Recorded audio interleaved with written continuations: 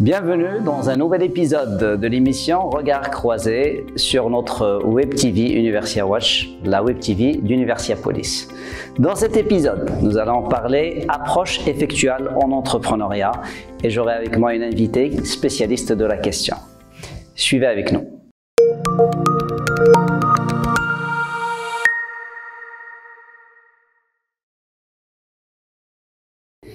Pour parler de l'approche effectuelle, j'ai avec moi Nathalie Réveret. Nathalie, bonjour. Vous êtes docteur en sciences de gestion au laboratoire LEM à Lille et vous êtes spécialiste de cette thématique, la recherche, dans la recherche en entrepreneuriat, plutôt de l'effectuation. Alors, est-ce que vous pouvez déjà nous décrire ce que c'est que l'effectuation entrepreneuriale? Oui, alors bonjour et merci pour cette première question.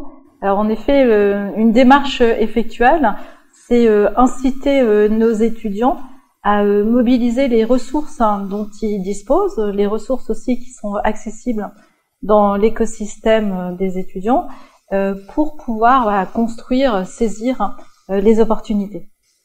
Pendant très longtemps, pour former un entrepreneuriat au sein des universités, même peut-être un peu avant l'université parfois dans certaines tentatives, on résumait l'exercice académique à enseigner le business plan. On était plutôt dans une logique causale, à mon avis, et vous arrivez donc pour défendre une logique qui est un peu différente. Qu'est-ce qu'elle apporte d'abord dans le dispositif de formation à l'entrepreneuriat auprès de nos étudiants, et puis un peu plus concrètement chez les entrepreneurs? Alors, différentes, peut-être, en tout cas, c'est complémentaire. C'est-à-dire que on a cet objectif, on maintient cet objectif de faire réaliser aux étudiants un business plan. Donc, on est, c'est vrai, par cet aspect-là, dans une approche plutôt causale. Mais à côté de ça, ce business plan, même s'il est réalisé, ce qu'on incite nos étudiants, c'est de pouvoir aussi garder la possibilité de s'en écarter et de considérer avant tout le business plan comme un outil de communication sur leur projet, mais pas comme quelque chose qu'ils doivent à tout prix maintenir, un cap à maintenir. Et est-ce que ça ne perturbe pas les étudiants? Parce qu'en fait, quand on va vers une approche effectuelle, on les sort un peu de leur zone de confort. On est dans une situation plus confortable quand on nous dit, dans le business plan, il faut aller faire des calculs de ratio pour la partie financière, il faut aller étudier le marché avec un questionnaire, etc.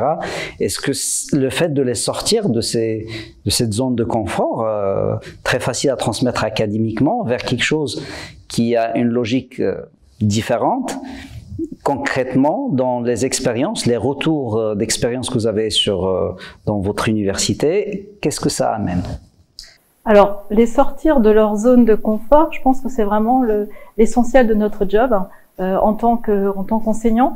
C'est vrai c'est facile et c'est peut-être confortable pour nous de dire, voilà, petit 1, vous faites une matrice SWOT, petit 2, vous faites un business model, petit 3, vous faites un business plan.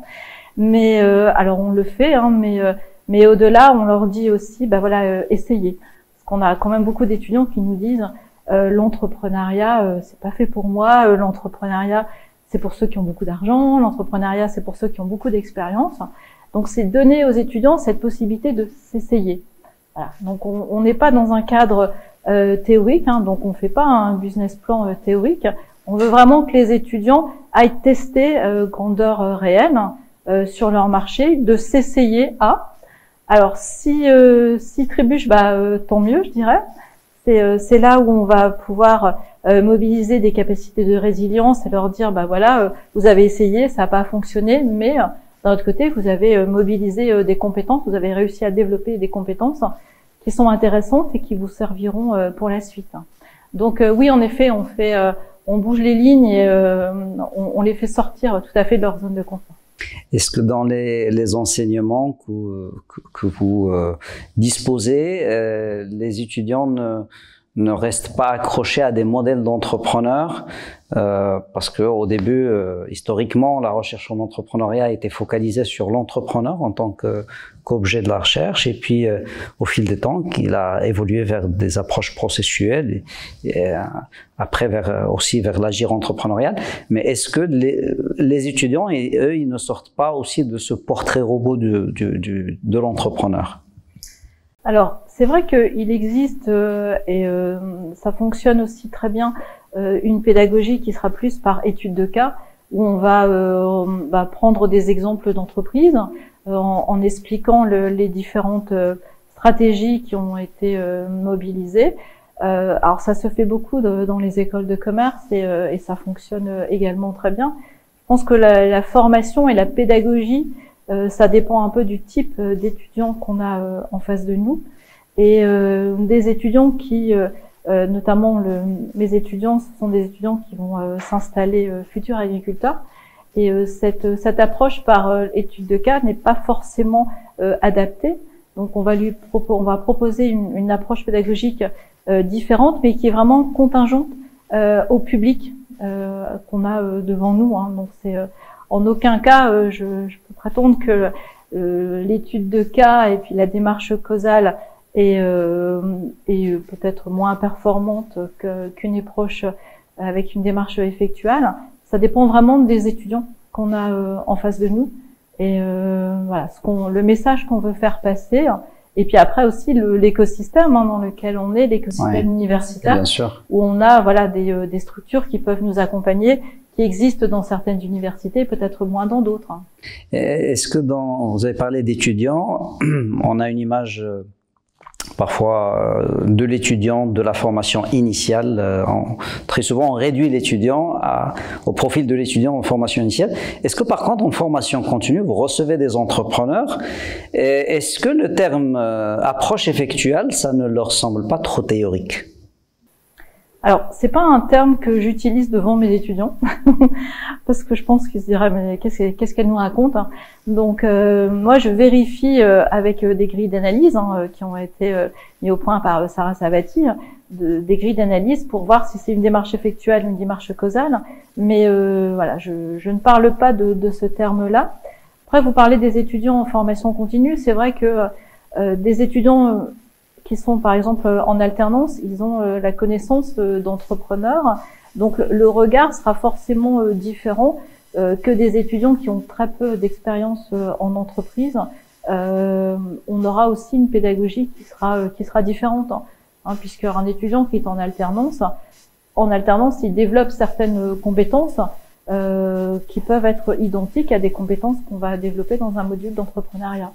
Donc peut-être que pour les formations initiales, le module d'entrepreneuriat est peut-être plus profitable que pour les formations continues. En tout cas, les compétences développées sont différentes en fonction du public.